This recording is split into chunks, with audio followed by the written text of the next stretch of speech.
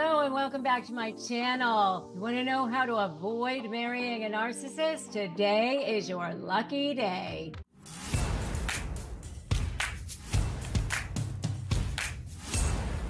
Hi, I'm Rebecca Zung, and I am an expert, and I'm going to give you advice on how to avoid marrying a narcissist. So welcome back, my beautiful souls, to another empowering session with me. If you're new here, I'm thrilled you're here. I'm thrilled to have you join our community. Don't forget to subscribe and hit that bell icon so that you can never miss out on a life-changing event in your life. Today is your lucky day. And for those of you who are returning, your continued support means the world to not just me, but to each other. This is a beautiful, beautiful community. Remember to like, share, and comment below to keep the conversation alive. So we're diving deep into how to avoid marrying a narcissist. As someone who has seen lots and lots of people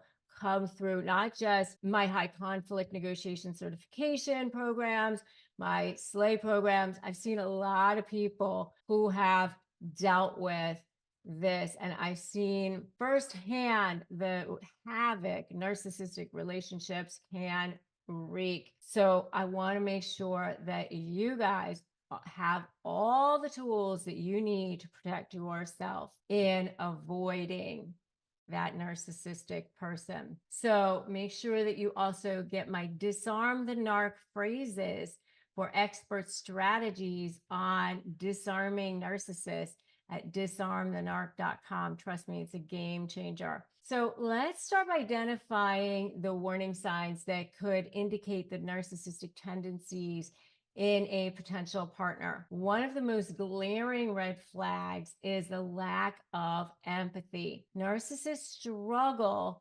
to empathize with others, often prioritizing their own needs above everyone else. For example, let's say you're sick, you're like really feeling bad. This can happen very early on in the relationship. You're with somebody and they just can't muster any empathy for you. I've seen situations where the relationship went on pretty well until the person got sick, and then that's when the other person's true colors showed up. Like, I was actually talking to somebody recently whose spouse, when they got cancer, their spouse actually never even came with them to their chemo, never even showed up, actually was like talking about what a burden it was.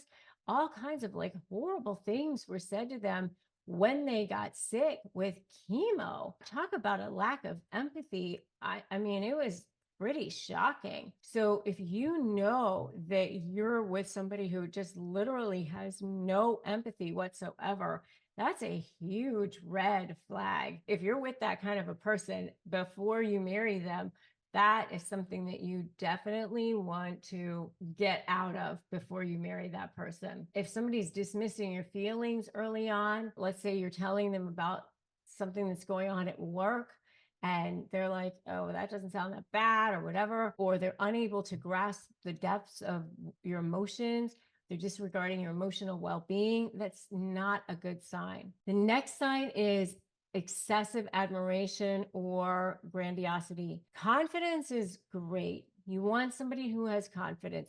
You want somebody who has a lot of self-worth too.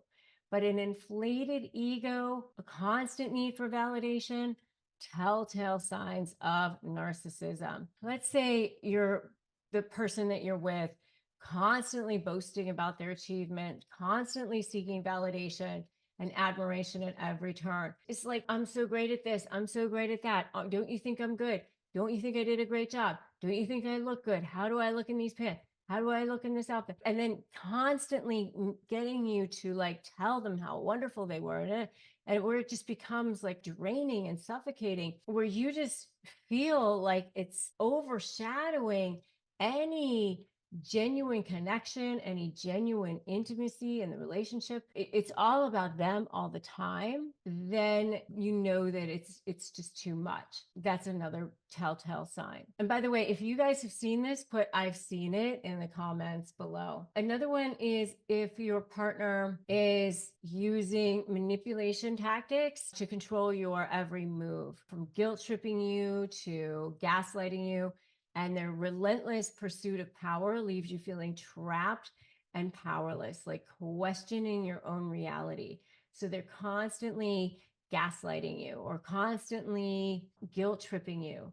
So let's just say they're saying things all the time like, "Oh, we talked about that, and you agreed to that, don't you remember?" And you know that you didn't have that conversation, and you're starting to question your reality about things and making you feel bad about things that you shouldn't be feeling bad about. And you're just feeling kind of icky about things all of a sudden.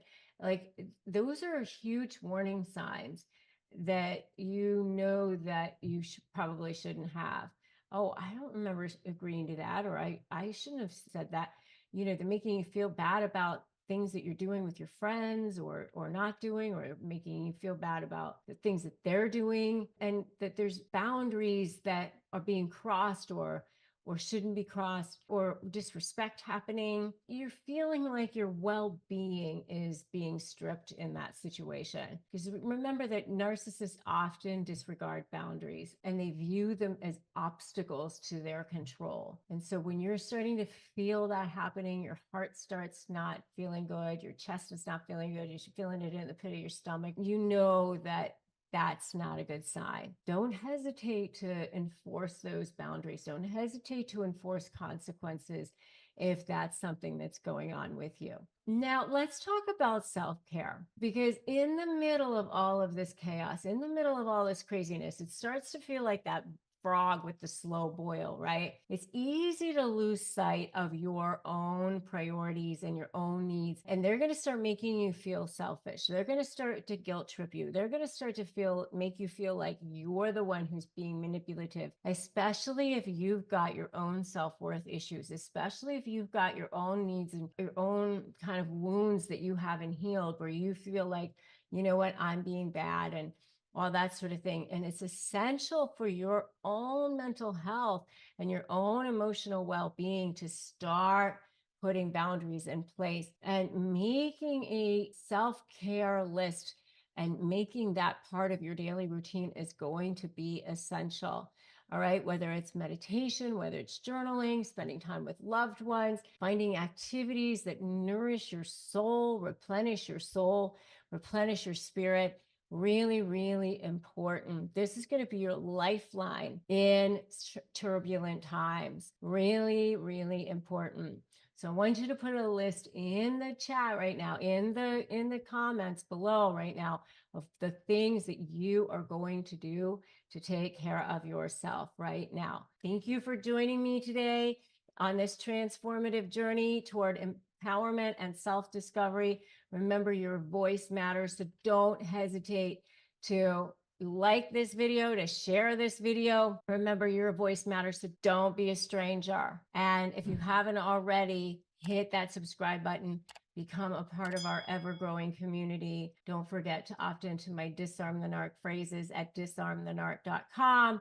Your journey to empowerment starts now. This is Rebecca Zung. Remember, the next video that you need to watch is Your Greatest Revenge Against the Narcissist. So go ahead and go watch that video next.